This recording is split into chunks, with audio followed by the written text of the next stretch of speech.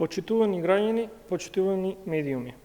Ребалансот на буџетот за 2019 година, која е веќе во собраниска процедура, е дел од генералната заложба на СДСМ за враќање на што повеќе пари кај граѓаните.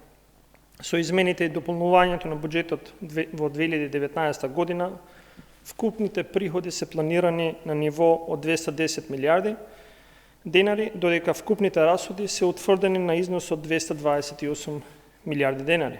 Во овие рамки на планирани приходи и расходи, дефицитот останува непроменет во однос на планираниот во првиот буџет, односно истиот е позициониран на 17,7 милиарди денари или 2,5% од бруто домашниот производ.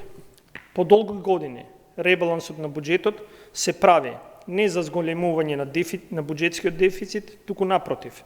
Дефицитот останува на планираното од 2,5%, што е историски најнизок во изминатите 10 години. Само за подсетување, во 2013 година буџетскиот дефицит беше 3,8%, во 2014 4,2% од бруто домашниот производ, а во 2015 беше 3,5% буџетскиот дефицит во однос на бруто домашниот производ. Во услови на незначителни промени на иницијалните проекции кај приходната и расходната страна на буџетот на Република Северна Македонија, ревидирањето во суштина се однесува на само мерки кои што ќе ги вратат парите кај граѓаните. Намалувањето на одредени позиции кај капиталните расходи на буџетските корисници кај кои е евидентирана забавена динамика на реализација, особено кај проекти финансирани со странски кредитни линии, реалокација на средства помеѓу буџетски корисници, ревидирање на приходите кои буџетските корисници ги остваруваат на собствените сметки.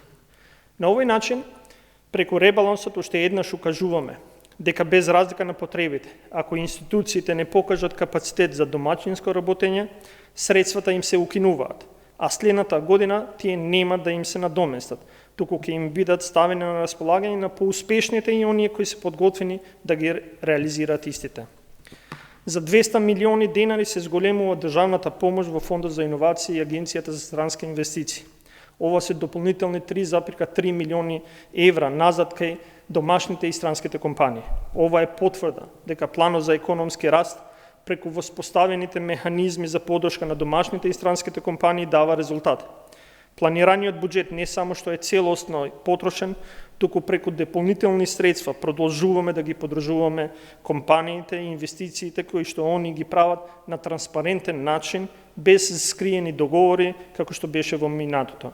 Само за илустрација, 2018 година беа поддржани историски 98 странски и домашни компании, а 2019 очекуваме дека бројот ќе биде идентичен, преку 90 компании кои што ќе бидат поддржани за инвестициите кои што они ги направиле претходната година.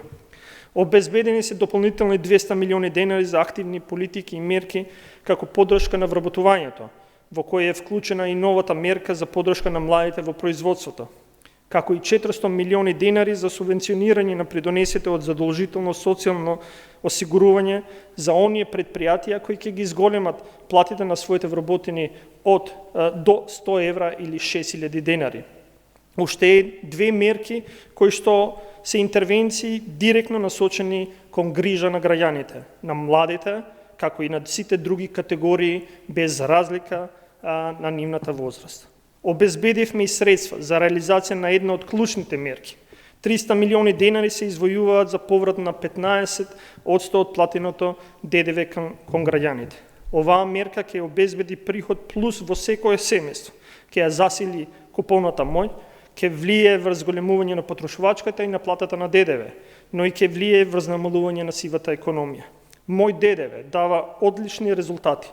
Во првите 2 месеци приходите на ДДВ во буџетот се скоро еднакви на целиот износ што граѓаните ќе го добијат назад.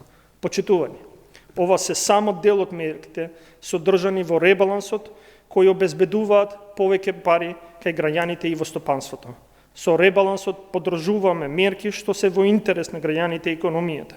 Затоа апелираме до сите пратеници да го поддржат ребалансот на буџетот за 2019 година. Како одговорна партија продолжуваме со реализација на мерките што обезбедуваат економски раст и развој и повисок животен стандард за сите граѓани и наши сограѓани. Благодарам.